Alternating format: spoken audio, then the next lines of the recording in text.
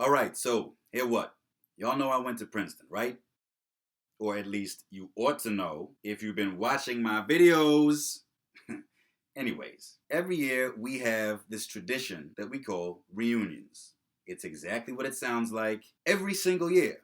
After you graduate, for the rest of your life, you can come back to campus for a sun-splashed, booze-drenched weekend of revelry.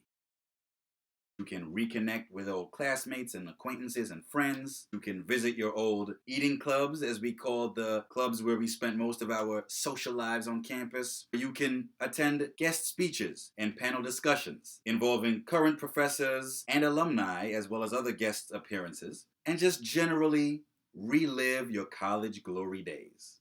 We got our legendary, iconic, Grammy Award-winning group, Money Pie!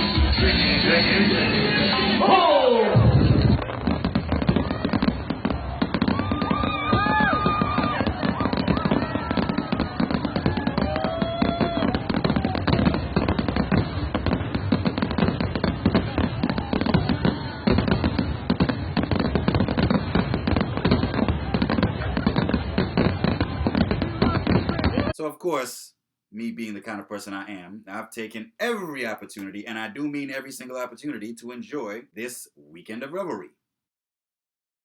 In other words, I haven't missed one yet since I graduated 9 years ago. And I just came back from the most recent reunion just last weekend. Guess who the most notable alumnus speaker from this year's reunion was? Texas Senator Ted Cruz. Ted Cruz graduated from Princeton in 1992, and so he was back for his 25th reunion. What was interesting about the actually, I think, 2 or 3 appearances that he made in different events was not anything that he himself said or did.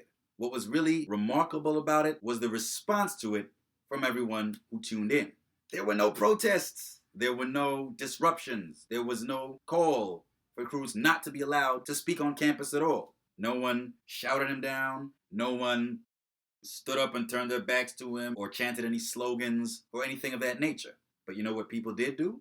They used the question and answer sessions to subject his views to some critical scrutiny. That, my friends, actually happens to be the Princeton way, if I may say so myself. There are plenty of schools that have that kind of attitude, but that is one of my favorite things about my alma mater. It's one of the things that make me proudest to say that I went to Princeton at all. Unfortunately, it's no longer universal, if it ever was. That's not to say that Princeton's never had its own issues in that area. But the only documented case of that kind of disruption of a guest speaker that I've been able to find so far is an incident from the spring of 1970, during the controversy over Richard Nixon's expansion of the Vietnam War into neighboring Cambodia. There was a lot of unrest on campuses across the U.S. at the time. Princeton wasn't immune to it. I think Nixon's Interior Secretary, Walter Hickel, came to campus to speak. I think it was on a matter related to environmentalism. It didn't actually have anything directly to do with the Vietnam War. But nonetheless, student anti-war protesters used that opportunity to heckle Hickel. I don't know why I didn't think of that pun before. But anyway, they took the opportunity to heckle Hickel, even though he was sitting on stage right next to the then president of the university, Robert Goheen. A bunch of them were disciplined later on. But if I'm not mistaken, that's, I think, the only time anything like that has happened at Princeton. Now, we've had our protests. I think the ROTC building was burnt down in an anti-Vietnam War protest back in that day. And of course, a year and a half ago, we had our Occupy Nassau protest, which I sympathize with to a large degree. But when it comes to guest speakers with controversial viewpoints being invited to speak on campus, you don't tend to see the kinds of disruptions and even violence that we saw 9 years ago at the University of Massachusetts at Amherst, when a speaker who opposes hate crimes laws came to speak on campus and was shouted down and disrupted. Or more recently, just last winter, at colleges like Middlebury and Berkeley, where controversial speakers like Charles Murray and Milo Yiannopoulos, barf, were actually, to one degree or another, prevented from speaking on campus. Unfortunately, one professor ended up becoming a victim of violence in the Charles Murray case at Middlebury.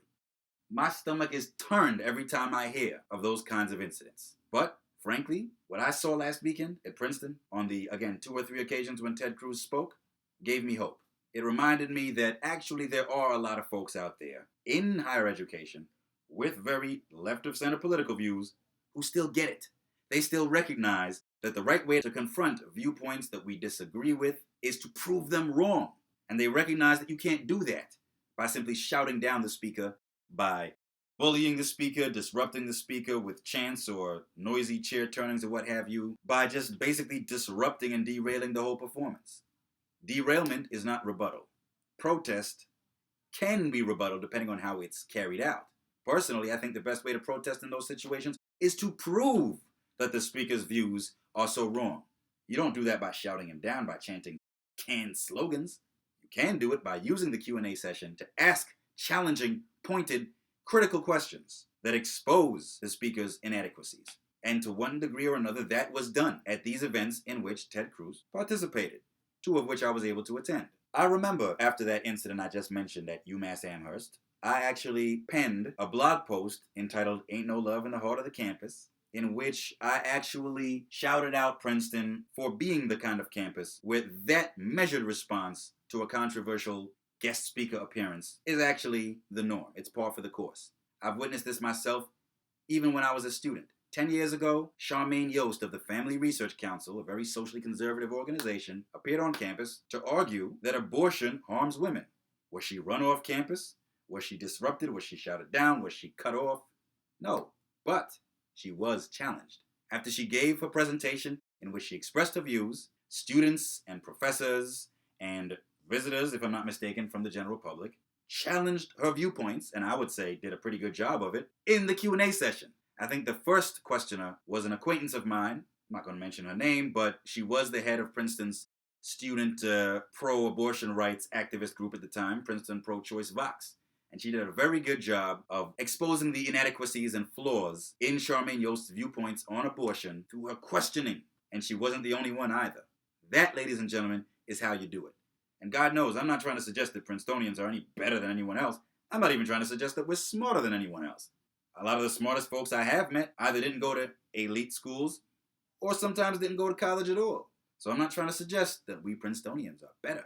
But I am pointing out that we are one of those schools where you don't tend to see that kind of disruption, that kind of often violent protest. And for that, I say, in the words of our rather cheesy school chant, 3 cheers for old Nassau.